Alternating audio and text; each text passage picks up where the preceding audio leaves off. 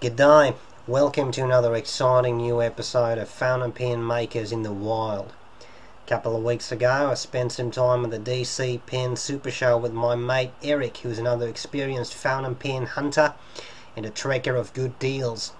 We spent some time at the table of the Edison Pen Company, which is headed by a guy named Brian Gray. He looks something like this. Now, we try to gain his trust. That's not easy because these guys come to the show to sell pens, and if you come between them and their pen sales, they may just bite your finger off. Now, we did actually gain his trust, and when he went home with his wife, Eric was able to follow him. So what I just said there was that Eric was able to follow him. I was not saying that Brian's grey wife is called Eric, right? Okay, now Eric followed him home with a video camera, and he was actually able to shoot some video footage of the guy, Brian Gray, in his natural habitat making some pens. Now what you got to realise here is how unique that material is, because video footage of a pen maker making pens actually hardly ever leaves a pen maker's workshop. So Eric risked his life because, you know, with these pen makers, if their lathe breaks, you have no idea what they are capable of. So Eric risked his life, but he was able to get you that footage, and that footage is what you are going to watch right now. Hey everybody, this is Brian Gray with the Edison Pen Company. Eric and the other fountain pen geeks were kind enough to ask me if I would do a little narration to this video that you're watching right now, and I'm more than happy to do so. I think you can see that quite obviously I'm making a pen, no big surprise there, but this is a little bit special because I'm doing a demonstrator. I don't do too many of these. They are labor intensive because, if you can imagine, polishing the inside of a machined pen is just as difficult as polishing the outside, but it's not easy to get in there and get everything cleaned out. So Eric visited the shop after the DC Pen Show, and I forget exactly how we got started onto this, but I think that we made a barrel out of clear material, or we started something in a clear material, and I don't remember exactly why. And then all of a sudden it's like, hey, let's just make a demonstrator. So we got that idea in our head and we started doing it. The only unfortunate thing about this video is because we didn't really plan it well, you aren't seeing the entire pen making process. What you missed are first operations, and basically what that means is when I go in and do the initial interior of the pen, so drilling, initial boring, and threading on the interior, you're not going to see. Now you will see the interior cleanup, but you won't see the first step. So what you can tell right now that I have this pen part mounted on a mandrel. This is a barrel, and I'm turning it to the final diameter. So you can see there's a blind cap is attached, and what I'm doing is finding the precise exact diameter that I want it to be, and right now I'm doing my final pass. You'll notice that I'm doing this a lot slower, a lot more precision, a lot more care, because this is the final pass, at least on a good part of the exterior, and then I will take a file such as this and do the final shaping of this. You will notice that if people that are experienced machinists might look at this and go, my gosh, he's crazy because he's reaching over the lathe chuck. Please don't send me emails and tell me how unsafe this is.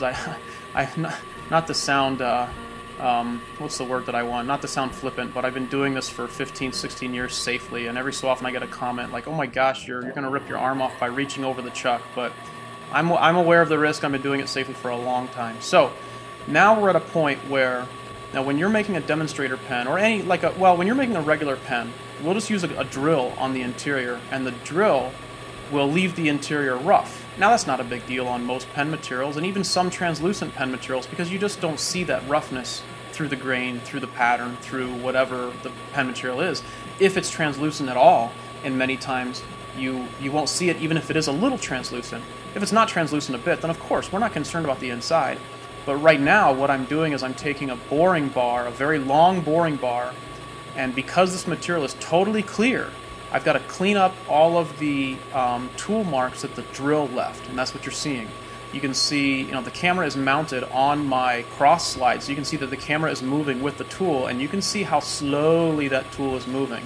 It's a very, very slow, I think it's like 0.003 inches per rev. So in other words, 3/1000ths of an inch per revolution of the spindle. So it's a very, very slow process. You know, if I went too fast with this, then it wouldn't leave a nice clear edge.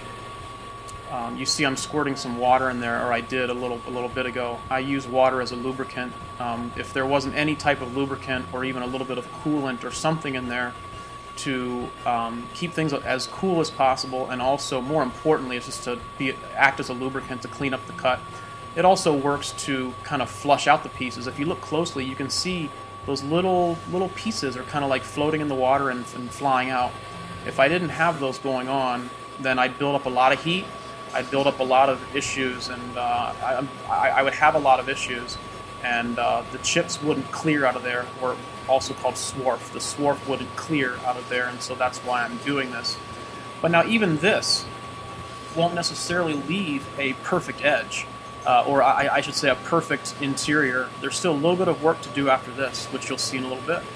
But for now, this step is all about clearing out the interior and getting rid of those machine marks. Now we're doing the same thing, but this is the cap. So a little bit of water in there, got that long boring bar, get myself set up for the exact diameter that I need.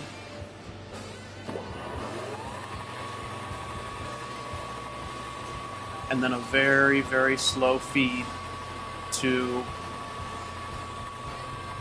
get rid of the interior machine marks and make the interior smoother, or at least better looking.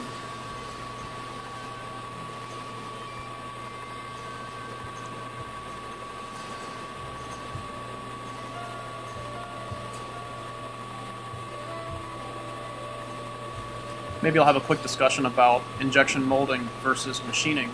If this were an injection molded pen, there wouldn't be any issue, because when it comes off the machine, it's already perfect. You know, it's clear. You know, there wasn't any machining because it was basically, I don't know if cast is the word, but because it was cast in an injection molder, it just comes out nice. No work to do. But obviously, I don't do injection molding, so I have to take care of clear interiors a very different way, which is what you're seeing here now, of course. So now there is a cap that has the interior pretty much cleared out to where it's looking really good. But especially with a completely clear material like a Demonstrator, there's still some more work to do. So here you see I'm mounting sandpaper onto a homemade tool that is holding that sandpaper. They don't exactly make tools that I can use to do this, so these tools are actually homemade. So just a little piece of sandpaper on a smaller lathe, start it up, and then I've got some water in there as a lubricant, and start cleaning out and just some interior sanding to get that material as clear as possible. I go through various grits. That was the barrel. Now this is the cap.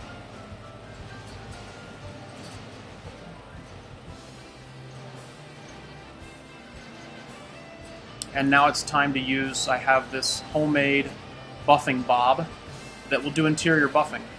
So once you get all that sanding done inside there, it's still not as clear as what it could be, even if you went to a really high grit.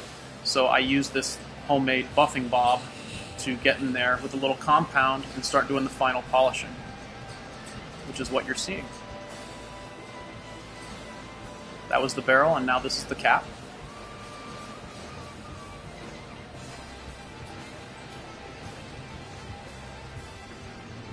And then we're going to sand the exterior of the pen. We didn't do much of that.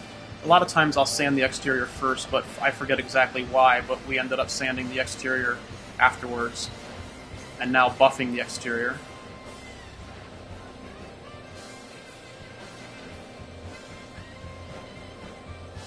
So we got the inside nice and polished, getting the outside nice and polished, and we're almost done with this pen.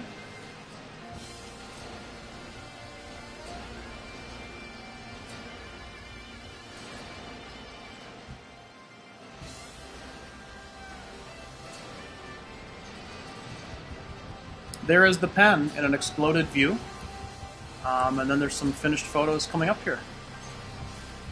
I'd like to say thanks to the Fountain Pen Geeks. They do some great things for this pen community. Thanks for asking me to do this. Thanks for doing the recording. So that's the Edison Beaumont Demonstrator. Thank you. Ooh. Mm-hmm.